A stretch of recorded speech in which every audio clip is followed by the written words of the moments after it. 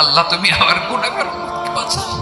বিশ্বনবী পাগলের মতো একবার হাউজে কাউসারে যাবেন, একবার সিরাতে যাবেন, একবার পুলসিরাতের দিকে, একবার হাউজে কাউসারের দিকে পাগলের মতো দৌড়াতে থাকবেন, তার কোন গুনাহগার উম্মত যাতে জাহান্নামে ঢুকে না যায়।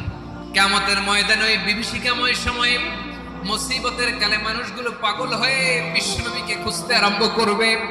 সবাই মিলে বিশ্বনবীর কাছে যেয়ে বলবে, ইয়া রাহমাতাল লিল আলামিন, দেখেন আমাদের কি অবস্থা, সূর্যের আলোতে ঘেমে হয়রান, আজকে কেউ সুপারিশ করতে পারবে না।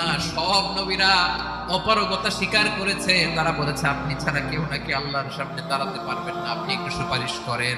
বিশ্বনবী বলবেন, আসো আসো, আজকের দিনে আমি ছাড়া আল্লাহর সামনে কেউ দাঁড়াতে পারবে না। বিশ্বনবী মাকামে মাহমুদে যে আল্লাহু আকবার বলে সিজদায় লুটিয়ে পড়বেন, বিশ্বনবী এমন ভাবে অজর দ্বারায় সিজদায় লুটিয়ে পড়ে কাঁদবেন, রব্বুল আলামিনের রহমতের দরিয়ায় জোশ